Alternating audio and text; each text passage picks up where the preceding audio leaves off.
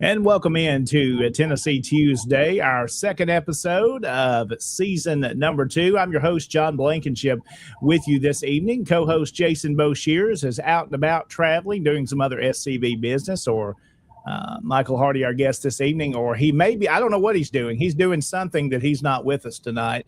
So we miss Jason this evening, and he'll be back with us in a couple of weeks. And as you can see, Michael Hardy is our guest this evening. We'll be talking with him here in just a few minutes about the war in East Tennessee, and we'll have some discussion there, and we'll learn what all he's been involved in over the past several weeks. And, of course, you follow his program, Hardy on History, which is on Sunday evenings, and you can watch that, and we'll talk about that show as well. But let's go ahead and kick off with our disclaimer this evening. The views and opinions that are expressed during this broadcast are not those of the SCV, its GEC, or any divisions, camps, brigades, or anyone but our own tonight. So there's our disclaimer, and we're glad to have you here with us. Hope you've had a wonderful week so far, the first couple of days of this week, and it has been a busy one for me today. We've had some meetings, been kind of short-staffed at work, just a couple of us guys there.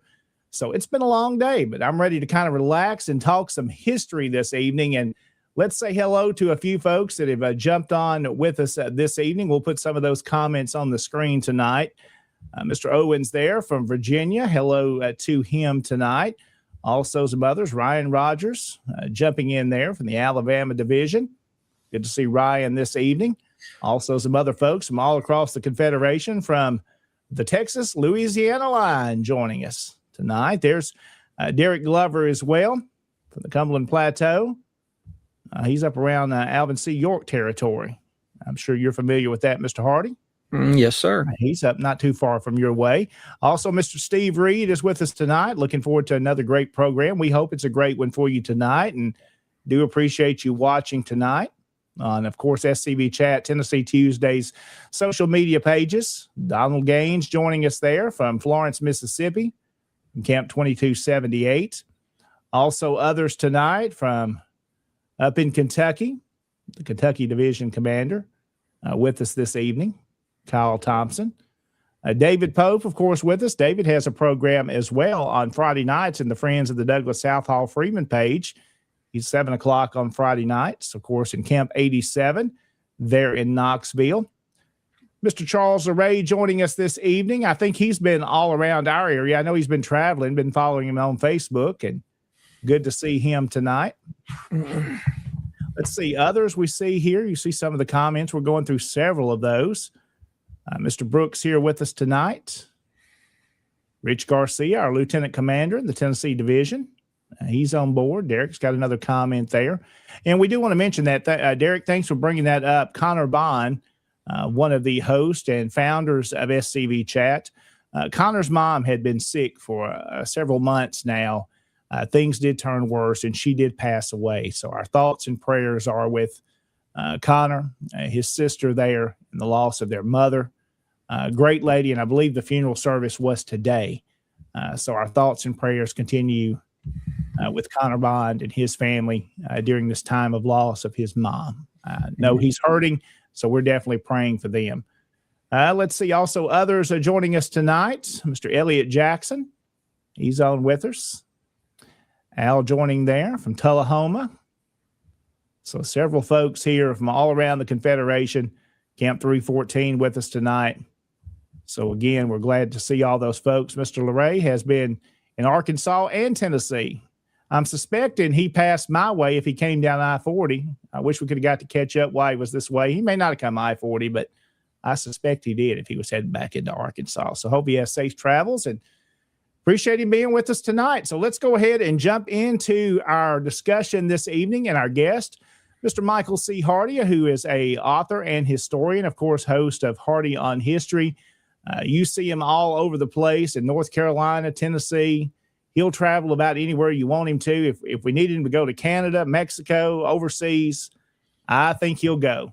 Is it warmer there right now? Mexico, sure. Canada, I'm not so sure about. It may be a little chillier up that way, but you get down to Mexico area, you'll have a little heat and not find you something good to eat there that'll bring a little bit of heat. Maybe so. I will say good evening, and it's great to see everybody this evening.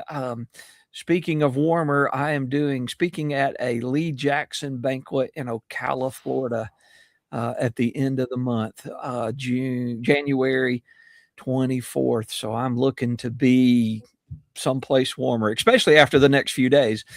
Yeah, you've got some cold weather up your way. You're a little bit cooler. We're right now in the 50s here in West Tennessee. Yeah, so what's it like up there where you are now?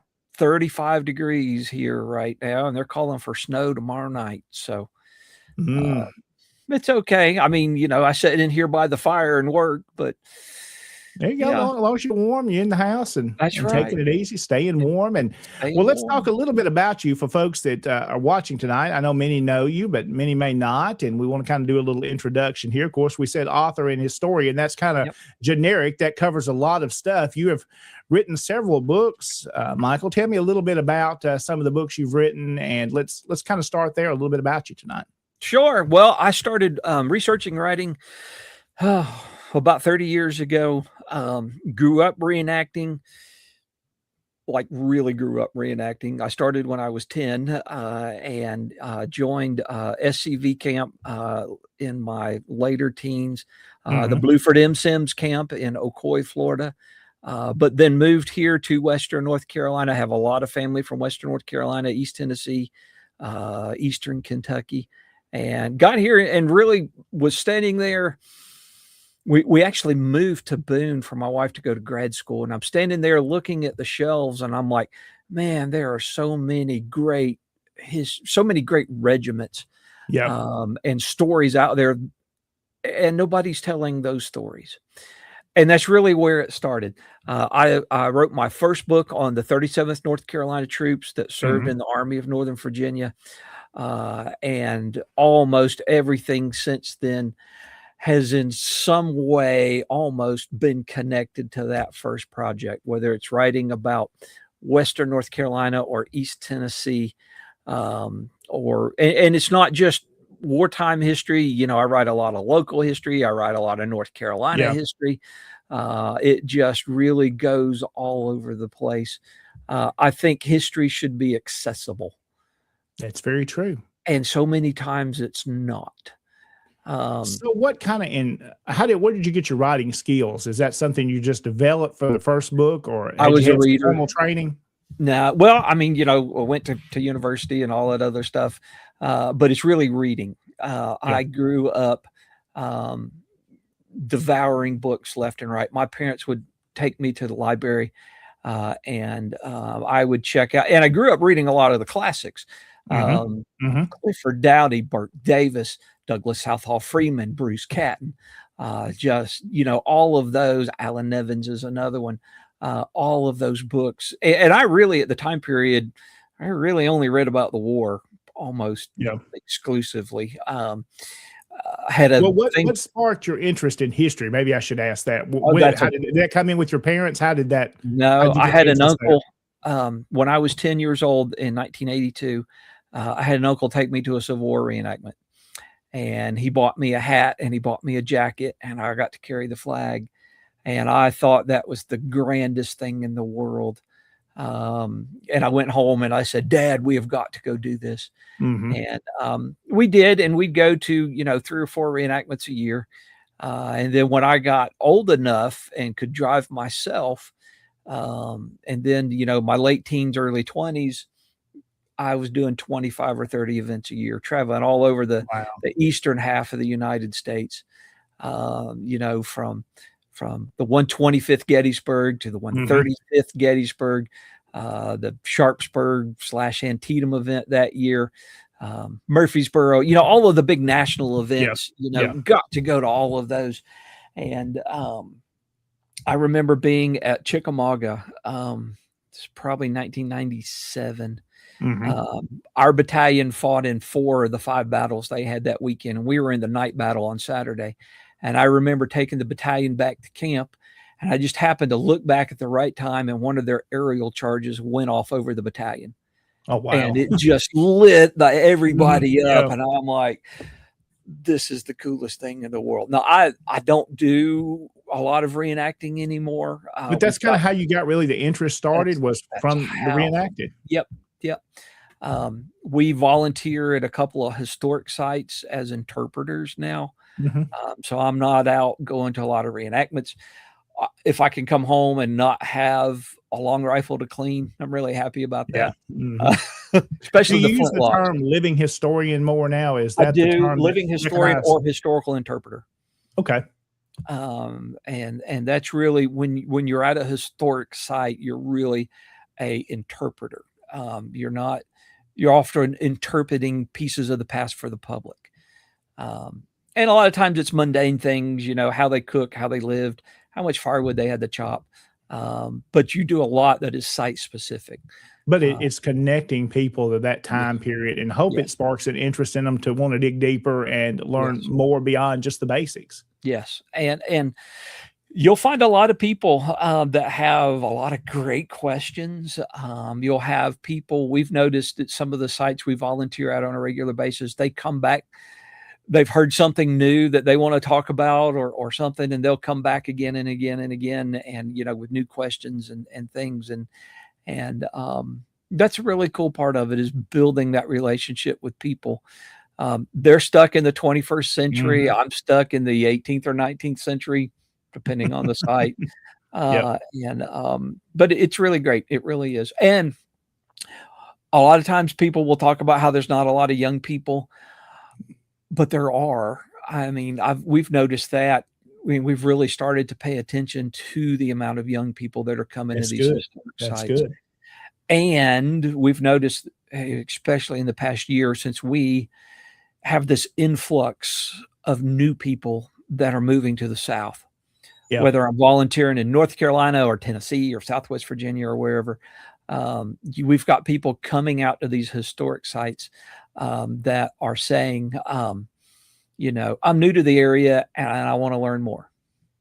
And I'm seeing that same thing. We've had a lady that came in through Humboldt here last week, doing it. They were doing a little bit of video, starting to get into that. Her and her grandson, she's in her 70s and just now learning video and doing vlogs for YouTube. And she said, hey, I've heard about Humboldt, that it had some history here with this and that, and got to show her some sites and recommend some sites. And she said, I moved to the South. I was raised up north. And she wanted to learn about the South. And one of those things she asked about, she said, I've heard you have a Confederate monument here. Right. And the lady, we won't go into a lot of detail. I wasn't expecting that from her, wanting to see the Confederate monument. Right. She wanted to know the history. And I think there's people moving in here. They want to learn about where they're moving to. Yes. Who these people are. Yes. And I've always been like that. I can't visit some place, even if I'm just there overnight. I still want to know the history. When I was younger, the first place I'd go, any new town I went to, was the cemetery. Yeah. Just to look at, the architecture and gravestones and the iconography and all of that. And, if you got a local history museum, I was in Iuka, Mississippi. Hmm. I spoke to the camp in Columbia, Tennessee, and I spoke to the camp in Athens, Alabama, and I kind of took this little jog through Shiloh and to go to Yeah. Corinth and Iuka. And there, I stopped at a local history museum, and the docent there was just so excited to have visitors. And I was really interested in the battle, and he talked about that for a long time, and went to just a great collection, fantastic collection. And that's one of the cool things. If you go to a town, and you have a few minutes, visit that local history museum, visit the library, just, And to soak in. connect with those local stories. And something I Yep. always love is when you get there, you find a connection maybe from where you're from. It shows what a small world Yep. that era really was. Yep. When I go to East Tennessee and then somebody at the local history museum mentions a guy, I'm like, well, that name's familiar. And then they connect back to West Tennessee. Yep. It's amazing how small of a world it is. It is an incredibly small world. Yep. I agree, my friend. Well, good conversation tonight. We'll be talking for the next hour. We're going to talk a little bit of East Tennessee and its time during the war between the states. We'll kind of break some of that down, have some discussion as well. But before we take our first break, Mr. Hardy, let's talk a little bit about the program Hardy on History. Let's go ahead and preview that for folks that recognize you from that. Where can they watch it? When can they watch it? So, probably 8 years ago, it's probably coming up on 8 years, Mhm. I decided to do a history program, originally just on Facebook.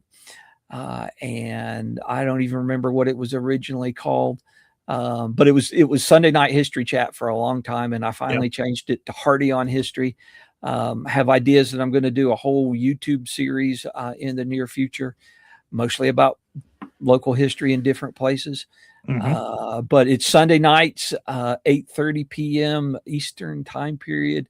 You can almost always find it on Facebook, but sometimes it's on YouTube. But I don't always get there every Sunday night. Sometimes I'm traveling or something, or we've been in a historic site and I've drug in, and I'd say that my talker's tired, and You've just done all you can do. I know how that's that all the goes. history I have at that moment. But most Sunday nights, especially in the wintertime, we'll sit down. We usually wind up just talking about the 1860s, but I'm happy to take that conversation just about any place. So where do they find you? If someone's not familiar with it, how can they find? Go to Facebook, look up Hardy on History.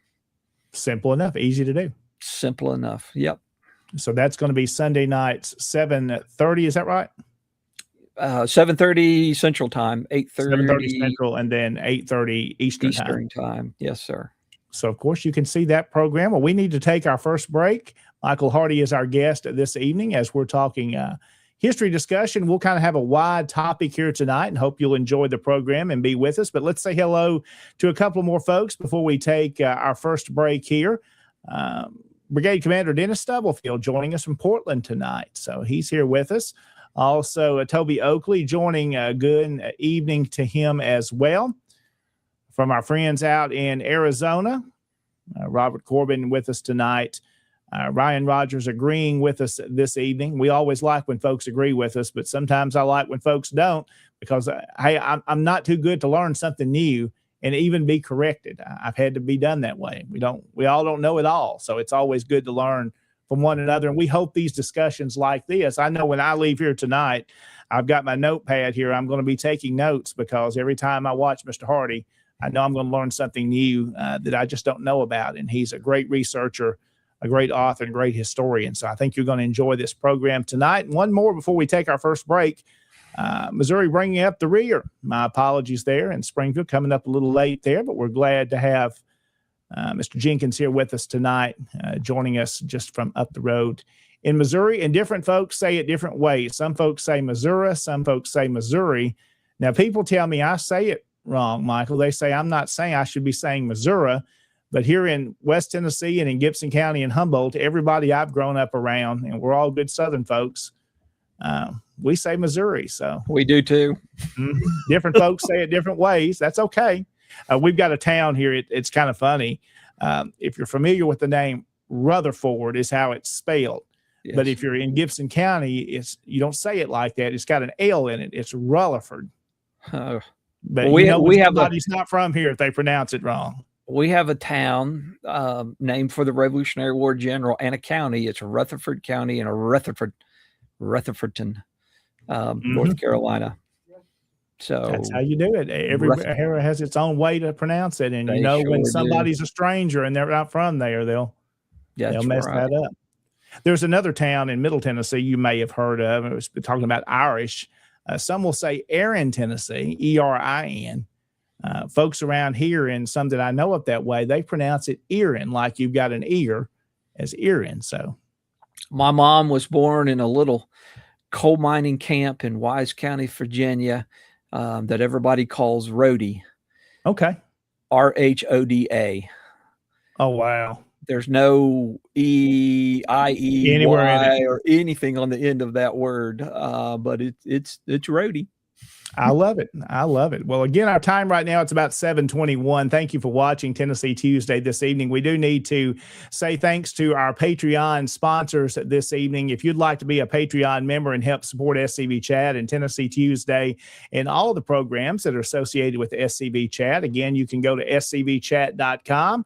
And you can become a Patreon member from a small amount of money to a large amount of money and become a donor and supporter of this channel. Again, it's not free to make this happen. It does cost money to make it happen and bring you this programming. So we hope you'll consider becoming a sponsor of this show and, of course, SCV Chat in general. So you see those names there, those folks that have supported us. And also we want to say thanks to Dr. Chris Cummings down in Mississippi. He's a specialist in knee pain. And man, I've got a lot of knee pain and joint pain, and he can take care of that and get you back feeling better, get you moving around better. Dr. Chris Cummings, he is in Mississippi, a longtime SCV member, and does a good job. And he is one of our sponsors of this program here this evening of Tennessee Tuesday on SCV Chat. So we're glad to have you here with us. We're going to come back after this break. We'll be continuing our discussion with Michael Hardy this evening, and we'll be talking about the history of the war between the states and East Tennessee and its overall involvement in the whole war. So it's going to be a good discussion. We'll be back right after this. There is a place nestled in the rolling farmland of southern Middle Tennessee. A home constructed in 1837, nearly lost to the ravages of war.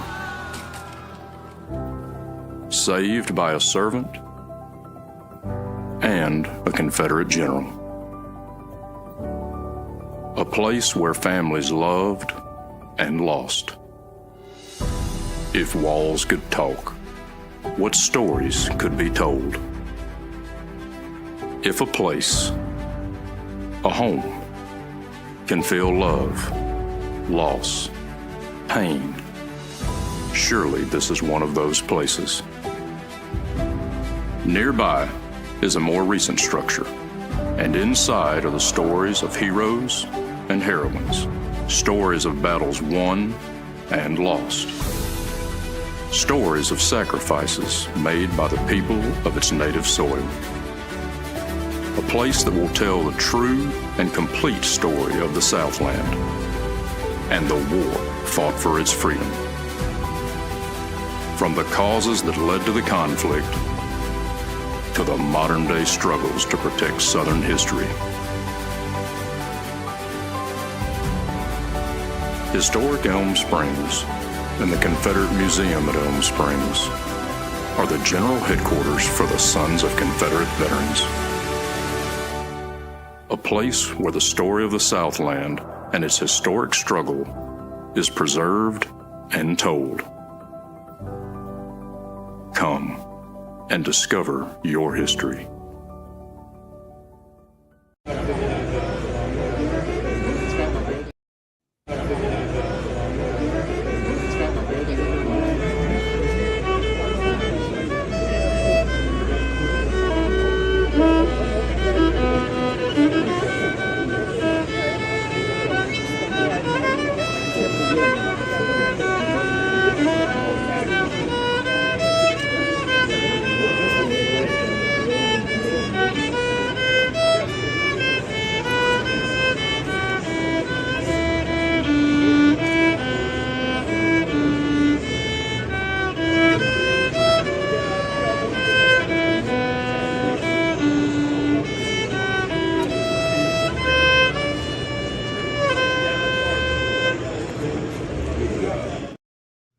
And welcome back into Tennessee Tuesday on SCV Chat. I'm your host, John Blankenship. My guest tonight is Michael C. Hardy, author and historian. We're glad to have him with us this evening.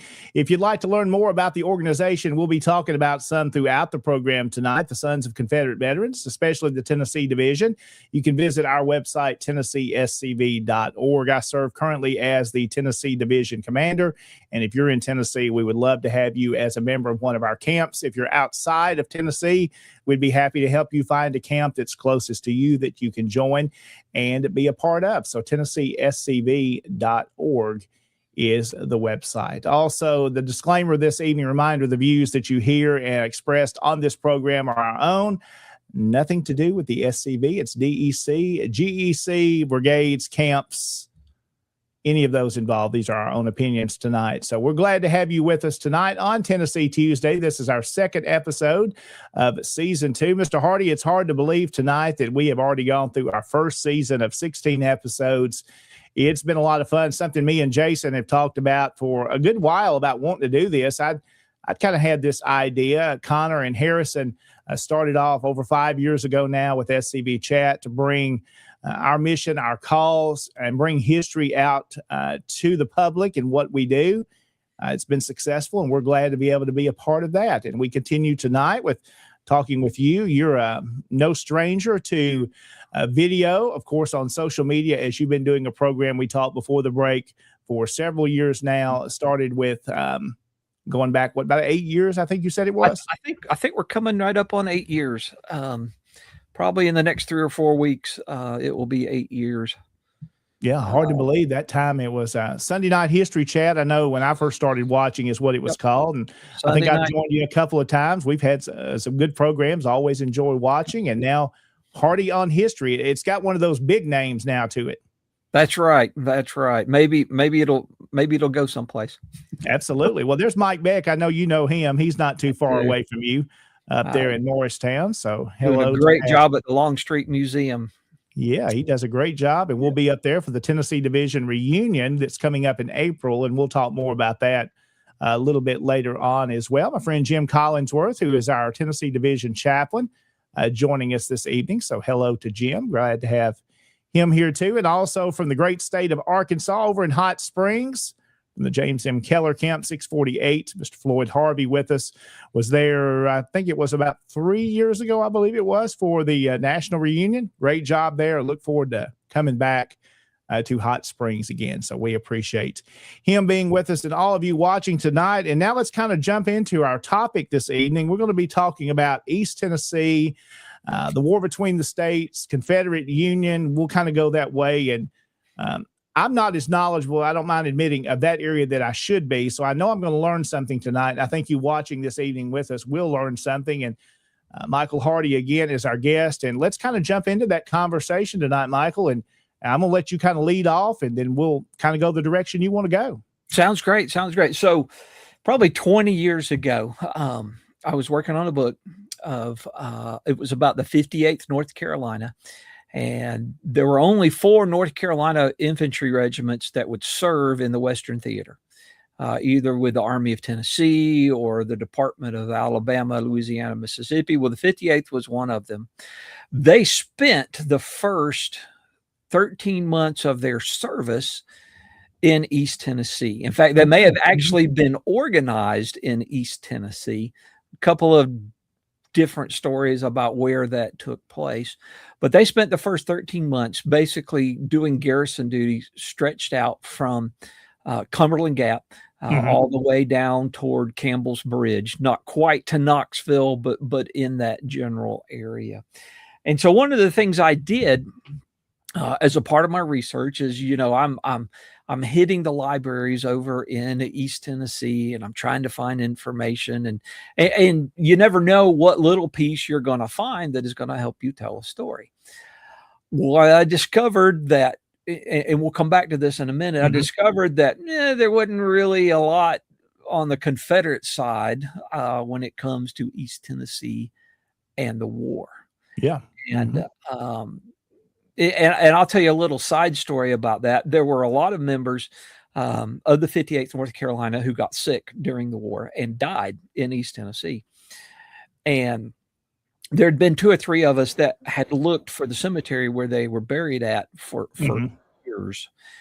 And a friend of mine lives in the county north of me, just happened to go into their local museum in Campbell County, Tennessee, and asked that question. The question we'd all been asking, do you know where there's a Confederate cemetery around here? Well, there was an elderly lady in the museum that day, in the historical building that day, who said, my family has this story. Oh, that's the ones you love. Confederate soldiers that had been buried in their family cemetery. And it's called the DeLapp Family Cemetery outside of La Follette. And a bunch of people got involved, cleaned the cemetery, got a bunch of stones installed. And I spoke at the dedication service for that. And that was probably 20 years ago, give or take. Now, were there any marked burials there, or was it just all legend that they were there, stories from family? You could see the graves and you could see the field stones. Oh, wow. And so there's probably over 100 Confederate soldiers buried in that cemetery. And they died from illness, sickness, disease? Yep, illness, sickness, and disease. I don't know what made them sick. It could have been the water that made them sick. They died in the wintertime. There's not a lot of stories of measles or anything like that. But they just died. They didn't get brought back home. They were buried in that lady's family cemetery. So what kind of time frame is that? How long, what kind of period did they die in? Late 1862, like October of 1862 through August of 1863. Oh, wow. And so that is one of those cases where we were able to change history. I mean, document history. And I know sometimes we talk about how we shouldn't be changing history.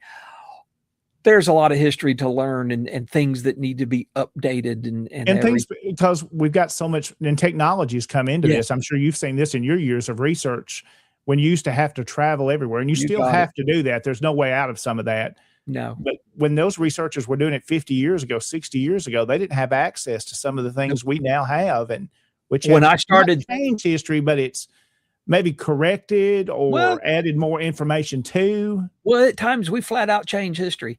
We will learn new things that change what we thought we knew. And it's great being able to tell those stories, to have somebody to walk up to you and say, I'd never heard of that before, or that's that changes what I thought I knew about that event, because we found a new set of letters or a diary or something that allows us to better tell that story.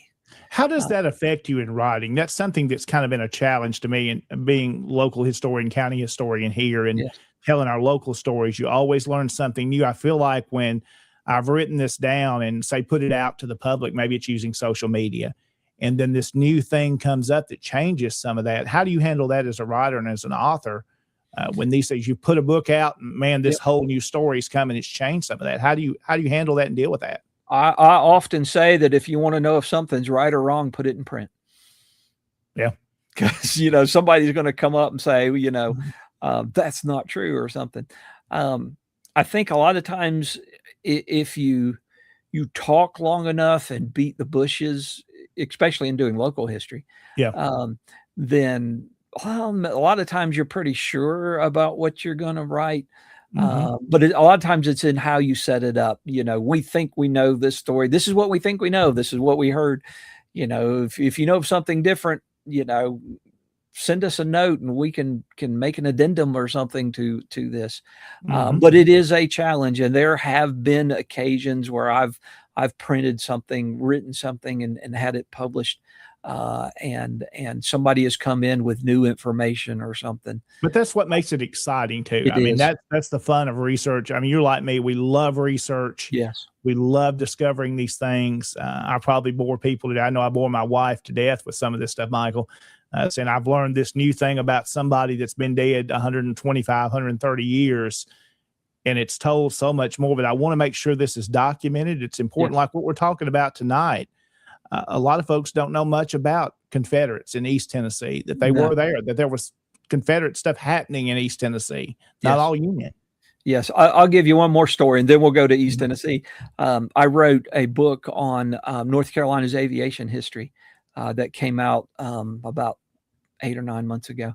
And as I'm sitting here doing the research, and it was a tremendous amount of research, I kind of had this running dialogue with my wife while she was at the college. I would send her a note going, "You're not going to believe this." And I would launch into some story about something I had found. And so she said I should have had a chapter in the book that says, "You're not going to believe this," or, That's great. something That's along great. those lines. But there is so much to learn. And you would think there's probably 70,000 books on the war. You would You think think that it would all be discovered by now and known and yes, documented, but it's just not. Even I think of my local area, your local area, I'm always learning something new. always learning something new. So I was that 20 years ago working on that book of that Confederate regiment that was stationed in East Tennessee. Kind of really whetted my appetite to try and learn more and dig more and get more information out there. So the 58th North Carolina, where are Yes. they? They're based out of. We're in North Carolina. What area are we talking Here about? in the mountains. Okay. In the mountains where I live.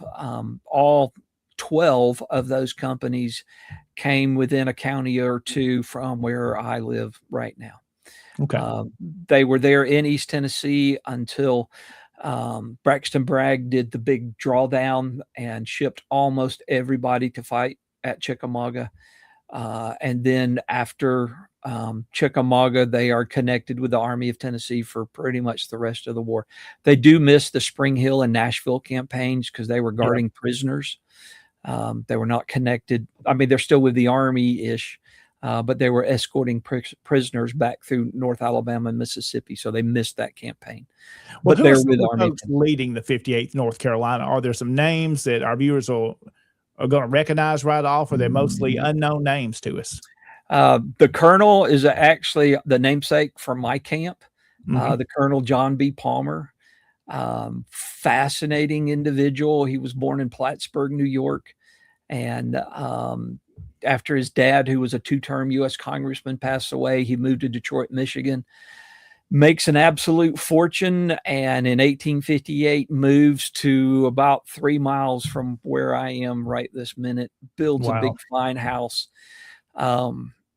becomes colonel of the 58th, is wounded at Chickamauga, and then becomes departmental commander in Western North Carolina. This is after East Tennessee, after Burnside takes over East Tennessee.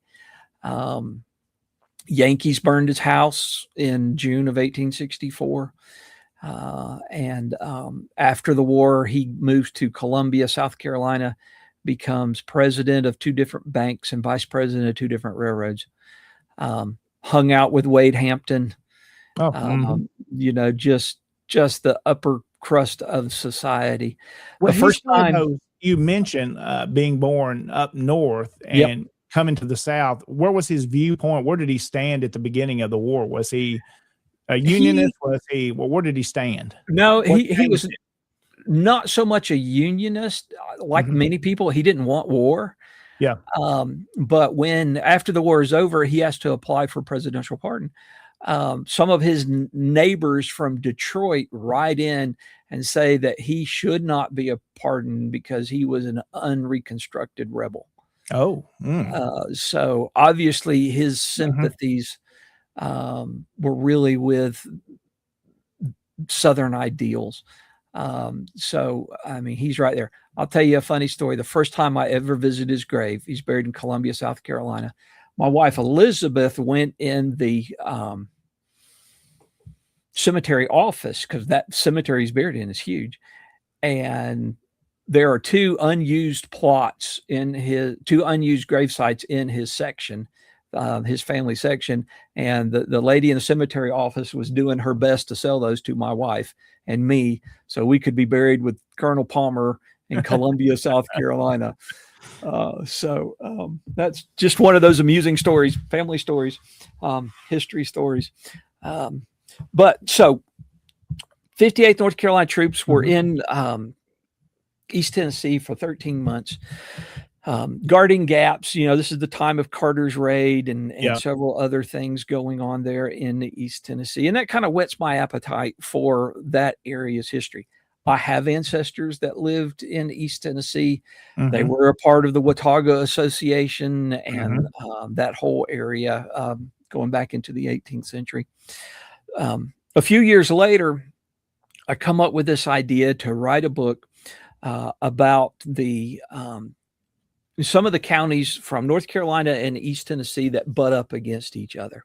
So on the Tennessee side, this would be Johnson County, Carter County, Washington County, Greene County. Unicoi County didn't exist then, but on down. And then there are North Carolina counties, Ashe, Watauga, Avery, where I live, didn't exist, but Mitchell, Yancey, Madison, Jackson, those counties. And what I wanted to look at is the way that the war moved back and forth across those lines. Because here in Western North Carolina, almost all of our military action during the war comes from East Tennessee. Okay. It originates in those East Tennessee counties. There's not much that goes on prior to September of 1863, but in September of 1863, almost all of the Confederates have been stripped out of the area. Burnside marches in and takes Knoxville. Well, let's talk about, and you mentioned how it came from really East Tennessee into your area. For folks that may be new and learning more about this tonight, why did it move? Is it landscape? What's the reasoning you see there? The landscape is part of it. There are just a handful of passes through the mountains that would allow folks from East Tennessee to gain access to Western North Carolina. But the area, especially in Western North Carolina, is so isolated. We don't have a railroad. We don't have large numbers of troops, Confederate troops in the area. There are a lot of men who joined the Confederate Army from the area, but they've all shipped out into these other regiments that are in the Army of Northern Virginia, that are in the Army of Tennessee. And so the area is really unprotected. But one of the things I learned is not all, but a lot of the activity is family-based. Okay. So you will have dissidents or men from Western North Carolina that should be in the Army because of the conscription laws. Well, they are avoiding conscription and they will run over into East Tennessee. They will join one of the federal regiments and they'll get a uniform, they'll get a rifle, they'll get fed, they'll get money. And they come back in small groups and start to raid the farms of their pro-Confederate neighbors here in Western North Carolina. And there are numerous examples of that taking place. And as we move out of, and that's really because the Confederates they've moved on from your area and it's kind of left open. I guess you've got these scoundrels, I guess I kind of want to call them. They see an opportunity here. Yes, they do. They see an opportunity here. So they will come over and they will rob the countryside blind, literally. And they are, and in the interpretive programs we do about this time period, we describe it like this. There's a knock in the middle of the night on your cabin door. And these Unionist or whatever you want to call them, scallywags is a great word, will come into your cabin and take everything you own, literally everything you own. They will take your bed tick, your mattress, your bed sack off your bed, cut it open, take out all of the feathers or straw or whatever you got in there, take everything you have, including the clothes that you're wearing, and ride off into the night. Sometimes they'll burn your cabin down, but not always. They will ride off. Is there much wealth in this area of North Carolina at all, or is it very These are poor people. These are poor people. A lot of the stuff that they take, and this is a really unexplored topic, but a lot of the stuff they take winds up for sale in a black market in Knoxville, Tennessee. Wow. And it's just, anything that they can get and steal. Charles, I think scallywag sometimes is too nice of a term. Yeah, but it I probably won't is being really. nice. Yeah. We'll keep it PG this evening and not tell you what I really think about these people. But at the same time, your Confederate ancestors sometimes are doing the exact same thing. That's true. Mm-hmm. They are going over into East Tennessee, and they are trying to find the people responsible for who have raided their farms, and they're raiding their farms And doing the same thing to them. and doing the exact same thing. Now, I've never found even a slight reference to a black market like the one that was in Knoxville, in any place like Asheville or Morganton or any place. I'm not saying it didn't exist. Yeah. But that comes up to something we're going to talk about here in a minute. But about how little this information is and how skewed it is. But it's not so much the blue versus the gray in these areas that I live in the East Tennessee. It's not so much the blue versus the gray. These are family fights. Yeah. Because we're all related somehow. Mm-hmm. And, before the war, something happened and I have ill feelings towards you. And so we're going to use this war as an excuse to retaliate or whatever. To you retaliate. Want to yeah. And it's not so much a North versus South here, even though a lot of people will align on either side. It's just a continuation of family feuds. Mm-hmm. It really is. How did it affect it? And I imagine it did for years after the war. These things have happened. What was it like between these families at this point? It was brutal. And I actually talked to somebody today about this who's trying to do some research. He's actually a PhD student. And one of the things he's looking at is the way that the families split after the war. And I was going through some things that I had. There are a ton of Confederate soldiers from the mountains, at least from Western North Carolina, that wound up in Coos County, Oregon.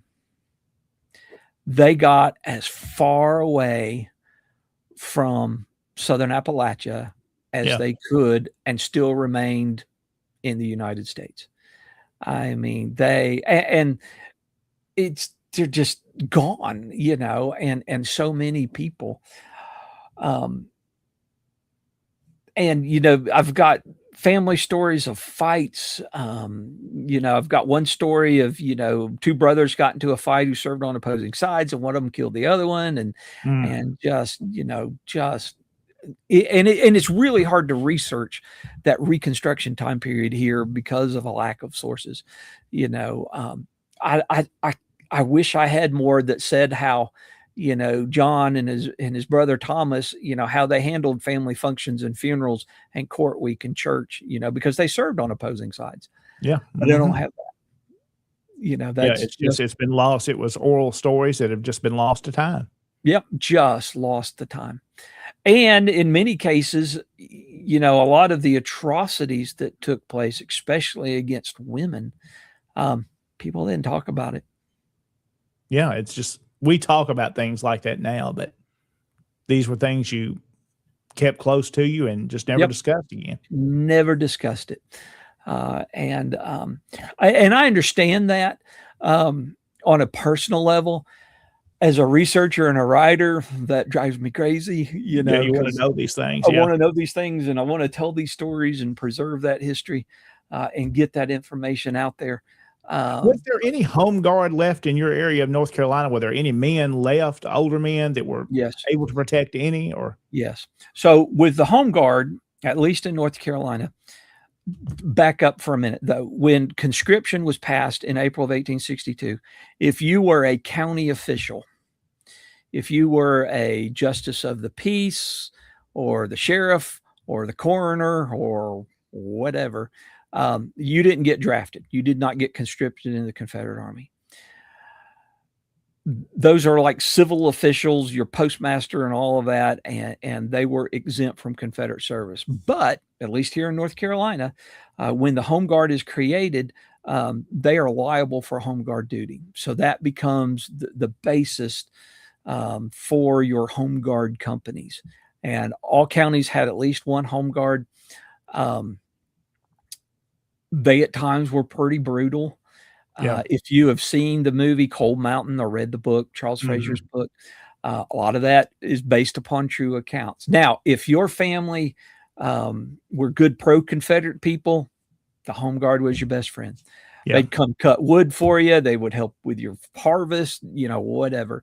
If your family had crossed over, or if they were out lying in the woods, not wanting to serve either side, the home guard was your worst enemy. Yeah. And the home guard continues to exist here in most of the counties through early 1865.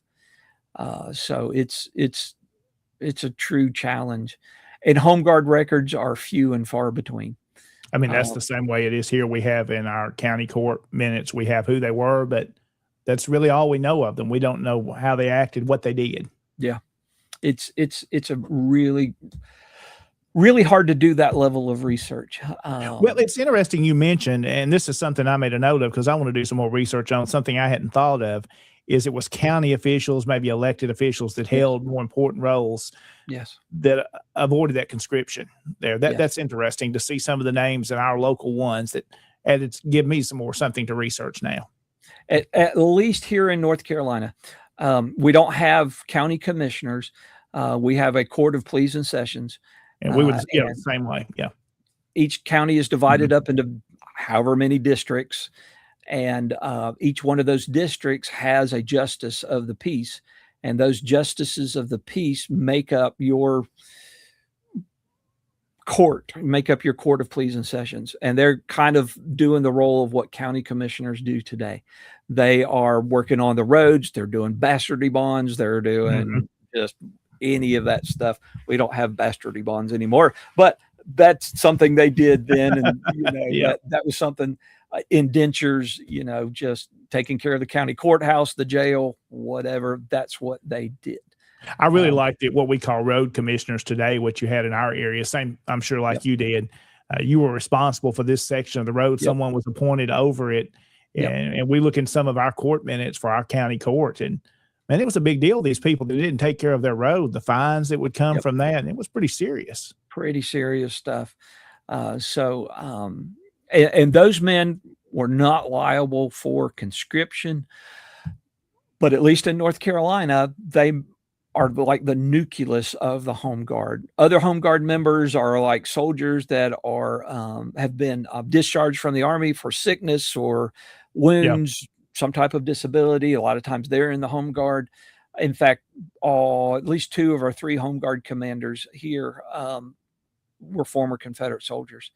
One of them was wounded, and I think the other one got out on a sick discharge. But so that's, and home guard records are hard to come by. They don't exist. They weren't just. For the county north of me today, I was able to create a roster. One comes from a letter that one of the home guard members wrote that's in the state archives, talking about the men he served with. And he was an old man when he wrote the letter.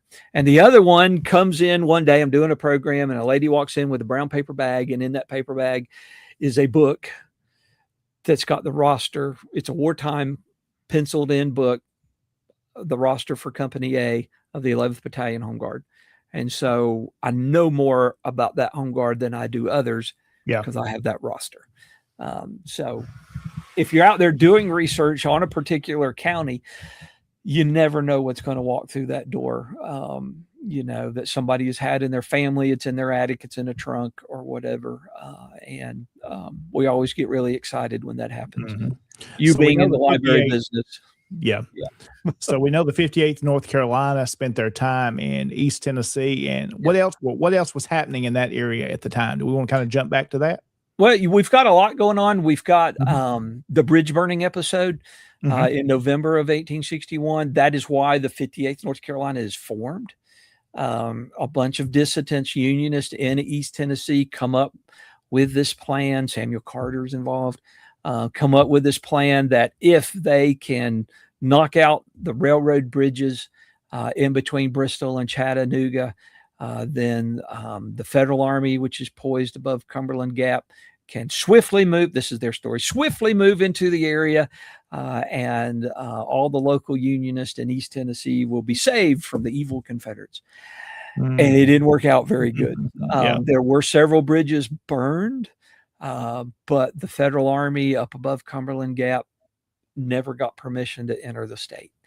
And so the Confederate forces very quickly gathered together and chased a lot of the Unionists, caught some, executed some. Some of them were arrested and wound up in a prison in Tuscaloosa, Alabama. And a lot of them came over into Western North Carolina, which kind of starts our problems. Thank you, Tennessee. Yeah. Not that we didn't have our own problems. So that takes place right before that's kind of why the 58th is formed. The governor, Governor Clark at the time, authorizes these ranger companies to be formed in the various mountain counties to protect the mountain passes, and that's the nucleus for the 58th. They get over into East Tennessee. You've got Carter's raid moving down toward Knoxville. You've got several other little raids. The 58th wind up at Cumberland Gap when E. Kirby Smith moves into Kentucky, and they're kind of garrisoned there in Cumberland Gap. One of the jobs they have they don't like very much is that the Federal Army has planted what they called torpedoes or landmines in the road, and the 58th have to get in there and dig those things up. So they're just here in that time period. They're getting sick. Some of them are deserting and coming back home. I mean, just typical late war or later regiment problems. And then, like I said, once Braxton Bragg begins to pull in all of these forces to go fight at what becomes the Battle of Chickamauga, they leave the area. And of course, we know that Burnside moves into Knoxville at that point in time. The Federals will control Knoxville for the rest of the war, and the Confederates control the area around Bristol and Elizabethton, and that area in between where Greenville, Mossheim, Rogersville is largely a no man's land. Longstreet is there. That's what I was going to ask you about Longstreet, because we've talked about the museum earlier. We mentioned up there as well. You want to kind of bring in Longstreet, how he plays into some of this? He's sent to fight at the Battle of Chickamauga, gets there in the nick of time. The Federals have made a tactical blunder and left this big hole in their line, moving troops around. And this is the short version of this story. And Longstreet sweeps in and exploits that gap in the Federal lines. Of course, Chickamauga is one of the few Army of Tennessee victories. And after that, Longstreet just pretty much, the Army of Tennessee is racked with problems in leadership. Nobody really gets along, and Longstreet falls into that dilemma. He winds up being sent to Knoxville to try and drive Burnside out. And it didn't turn out really well. He doesn't have enough men or supplies to properly lay siege to Knoxville. And Battle of Fort Sanders doesn't work out very well either. And then after that, he moves a little further east and he goes into winter camp in and around Rogersville, Greenville, the places where Mike Beck lives. In fact, he does a fantastic tour of some of those sites and events and everything over there. And then in April of 1864, he is ordered to rejoin the Army of Northern Virginia and gets there in time for day 2 of the Battle of the Wilderness in May 1864. Do you want to mention a little bit about some of the Confederates that may have organized in East Tennessee? That I know I saw a comment here, someone asking about that. They're in that area that kind of we're talking about. So that leads me to a kind of a great little point. When I wrote Kirk Civil War Raids Along the Blue Ridge, I tried really hard to put together for these 6 Tennessee counties I'm working on a list of all of the companies that came out of these counties. And of course, you have 10 companies that make up a regiment. Sure. Usually those companies come from different counties, and will be formed into this regiment. They elect their colonel and lieutenant colonel and major, and they go off someplace and fight, typically. Y'all in Tennessee don't have a really good list of a county breakdown of, and let me say this, and let me challenge y'all in the Tennessee division to create a list. That would be a fantastic piece on the Tennessee division's website. Yeah, absolutely. Each county breakdown, that would be county breakdown. That'd be good. These are the companies that came from Carter County or Knox County or Campbell County or wherever. There's some pieces of things, but there's some in our area. I've got some pieces, but it's nothing complete. No, it is nothing complete. And I spent a long time trying to create that list, for these counties. And it was a really challenge. And one of the things I want to bring up, they're talking about soldiers who came from East Tennessee. The common numbers that are passed around is that there were 35,000 federal soldiers and about 25,000 Confederate soldiers from East Tennessee. I don't know of anybody that's ever actually counted. Yeah, that's sometimes we say this amount, but have we ever counted? But I can't find anybody that, and a lot of times you will have soldiers, especially that live in counties that are bordering other states. They'll go join another company in another state. There's an entire company in the 6th North Carolina Cavalry that came from Johnson County, Tennessee. There is, and I actually wrote a blog post about that, that somebody had written a while back that, Johnson County was obviously pro-Union because it had a company of Union soldiers from Johnson County. And I wrote this post and said, well, I can say that Johnson County obviously had to be a Confederate county because they had an entire Confederate company in the 6th North Carolina Cavalry. And that's one of those things that desperately needs to be examined. And it's not an easy task. But I will say, comment there by David Pope, Michael. He says the 25,000 is based on the 200 odd companies in East Tennessee. So 200 odd companies. How many companies were really formed in East Tennessee? Yeah. We don't know that. If you got, and even that number, so if you've got 200 companies and each company's got 100 men, that's only 20,000. And I'm not a math person, so don't give me anything more than that. But it's not an easy task, but it really needs to be done. It could be that some of these counties that everybody says that are so pro-Union, it could be a whole lot closer, or they could be pro-Confederate counties. And it's just been assumed it was, but the numbers have never really been done. Just been assumed that it was. It's like I said, it's a tremendous amount of work to sit down and do this. I have done it for a couple of North Carolina counties. I took the 1860 census, I created a spreadsheet, and then I started to look for people to fill in the holes. And I actually included a lot more information, like their socioeconomic status, and several other things, when they enlisted, if they deserted, when they got killed. And I did federal soldiers as well, because I wanted to see how that works. And one of the things I discovered, there are a whole lot of men from Western North Carolina who joined the Federal Army in February, March, and April of 1865. So a lot of our good pro-Union men have hid out the entire war and come in at the very end fresh. Very end to get a paycheck, to get a pension, to be on the winning side. And so anytime anybody brings those people up, I really question support of where the they really Union. stood, or they just Yeah. Mhm. You know, where was their unionism in 1862 and 1863? And that could be true in a lot of these companies.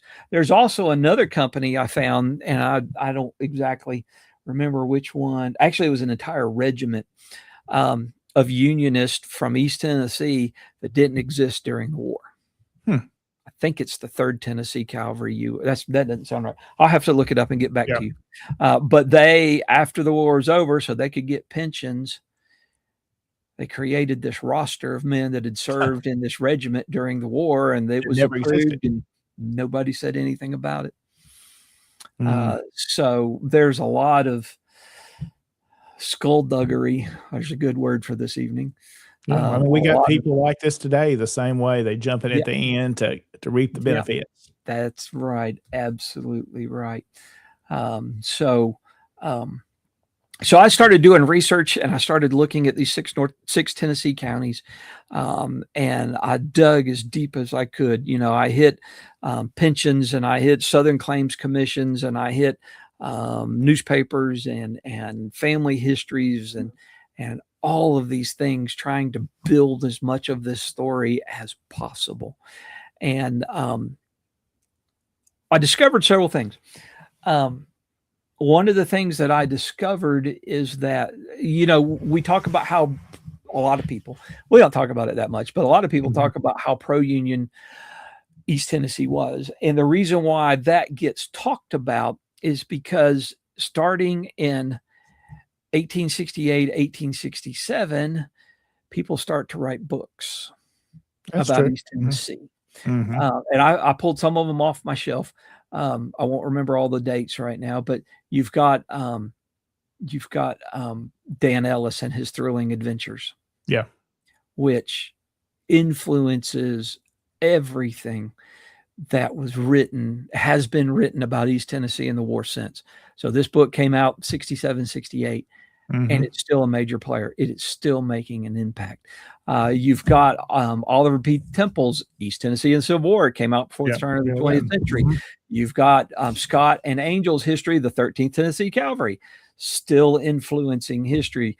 You've got a biography that came out, I don't remember if it's 1907 or 1937, on Parson Brownlow. Yeah, there you go. Mhm. Lord, There's he another one. hated Confederates. Oh my gosh, Mhm. this Mhm. man, to be a pastor, hated Confederates. What you don't have in that time period from the, say, 1870 till, gosh, I don't even know the date, more recently, like in the 1970s, you don't have any Confederate related books for the No, most part yeah, I mean, from East you just Tennessee. it was You know, this story, our story wasn't being told from this side. It was just not there. there's no biography on Landon Carter Haynes. You know, there's no, it's not until much later that two books that came out, Noel C. Fisher's War at Every Door and Todd Gross's Mountain Rebels. And these are both new books that Yeah. have come out in the very, very recent past. Yeah, they're just few and far between of those early books telling these stories. Very few of them. I think Fisher's book came out in 97 and Mountain Rebels came out in, that's what I get for not wearing my glasses, in 99. Mhm. And, you know, that's 140 years of only one side of the story being told. And we've do lost have, so much information that's just been, again, as we said, lost to time, that it's lost hard to time. research and find some of these things. It is. But we can still tell this story. Yeah, It yeah. can still be Mhm. done. And more than anything else I want to do, I want to try and inspire people to get out and do research and tell that story. I was able to find enough stuff about East Tennessee to write Kirk's Civil War Raids Along the Blue Ridge. And it's got Kirk's name in it. George W. Kirk was not a nice guy. He was the worst of the worst. He really was. And And when you read the book, Kirk is not going to come out as a nice guy. He really doesn't. There was one raid that he did that literally came right by my house, where he used junior reserve POWs that he had captured as human shields, and laughed about it when they got shot. Wow. So Kirk's not a nice guy, but he doesn't come out as a nice guy. So it is possible to get out there in these counties and tell these stories, to do the research and to share that history. I mean, that's what we're all about. What does our charge say? It's our job as sons to be doing this. I think putting up tombstones is great. Putting up monuments is great. Cleaning cemeteries is great. But nobody ever goes to them cemeteries. Yeah. This written history is important. If you can't walk into your library and figure out what happened in your community or county or your part of the state, I'm not so sure we're doing the job that we were charged with. We're taking care of our ancestors' final resting places, but are we really telling their story? We're leaving their story out. Yep. And I think putting up tombstones is great. My camp's put up 250 in the past 20 years. But if that still doesn't tell their story, it doesn't tell their story. It's a name, it's dates, and who they were, they served, but it doesn't tell. Doesn't tell about their experiences in camp or the families they left behind, the orphans they left behind. That's just stories that we need to be telling. Absolutely. Well, Michael Hardy's our guest this evening here on Tennessee Tuesday. Michael, you want to hang around with me a few more minutes? Let's take a break. We're going to kind of come back. We'll wrap up here and talk about a few things in the Tennessee division that's coming up as well. So stay with us. We'll be right back after this. When my mother was in college, she danced with Confederate veterans. To me, it wasn't that far away. My father knew this. My mother knew this. Almost 50 years ago, I joined the Sons of Confederate Veterans. In those days, we weren't concerned about saving monuments or any of those things. That wasn't necessary. In fact, none of us had any remote idea that it would ever come up. We can't just sit there and react. We have to be proactive. Or, as Robert E. Lee said, the best way to disrupt your enemy's plans is to strike first. Everyone should do all in his power to collect and disseminate the truth, in the hope that it may find a place in history and descend to posterity. History is not the relation of campaigns and battles and generals or other individuals, but that which shows the principles for which the South contended and which justified her struggle for those principles. If you're looking for some place to be where you think you're going to accomplish something to save our history, go to the Sons of Confederate Veterans. I'm Thomas Lee Jesse. I'm a descendant of Private Daughtery Gilmer, a Confederate veteran.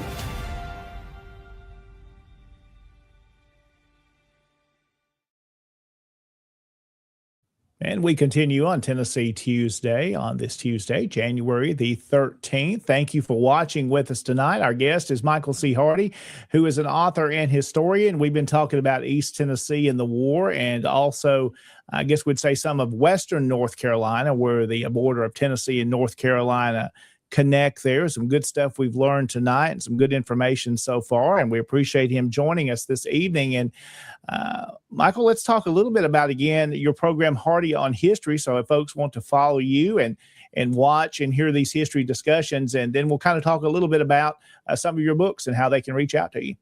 Sure. Hardy on History. Sometimes I have a program. Sometimes I'm just, open.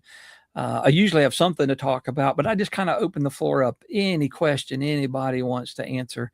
And I by no means know it all, but I will do my best to try and help folks who want to learn. I've got thousands of books here in my library, and can usually have a recommendation or two if there's something you want to learn about. Don't always talk about the 1860s, but a lot of times that seems to be where the conversation goes, which I'm perfectly good with, perfectly happy to do.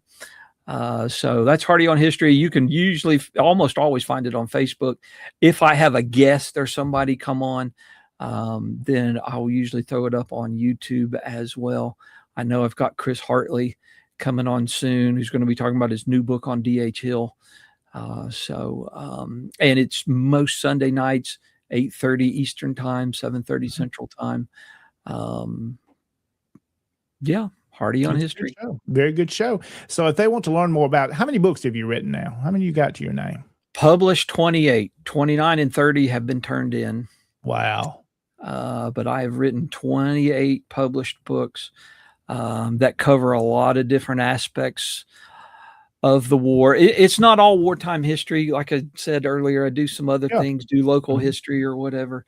But a lot of it contends with various things that deal with the 1860s and that time period. My most recent Confederate related book is Feeding Lee's Army of Northern Virginia. It looks at foodstuffs from the private's point of view. And it's been selling great. It really has. And I've been traveling all over the place talking about it. And if you want me to come to your camp, go look me up. Drop me a note. You can go to my website, michaelchardy.com. There's a contact form on there. You can drop me a note and we'll see what we can work out. Greatly enjoyed visiting a lot of the camps in the Tennessee Division. I think I was at 4 last year. Elizabeth and Rogersville, Columbia. I was at the headquarters camp. All over. And was it some other place? But I don't remember. After a while, it all runs together. So absolutely. So again, that website that they can visit is, tell me one more time. michaelchardy.com. Simple enough. They can learn all about your books, and they can reach out to you, learn about Hardy on History, the program. And if they've got questions and want to purchase materials, also, if they need anything from you, that's how they reach out to you. Again, as we get ready to wrap up this evening, again, anything else we need to include before we finish up tonight? No, I will say that I have my first Revolutionary War book coming out probably in June of this year. And it's kind of a prequel to my Kirk Civil War Raids Along the Blue Ridge. It looks at Western North Carolina and what becomes East Tennessee. Tennessee doesn't exist yet, and the American Revolution. So be on the lookout for that. I don't have a firm date yet, but sometime this spring. Okay, so another book coming out. Great stuff. Always thank you for being here with us. Hope you enjoyed being on with us tonight. This was fun to do this, and know that the door is always open anytime you want to come back and be with us. Thank you very much. All right. Michael C. Hardy has been our guest this evening, and we get ready to wrap up tonight. A couple of quick things to mention to you before we get out of here. TennesseeSCV.org.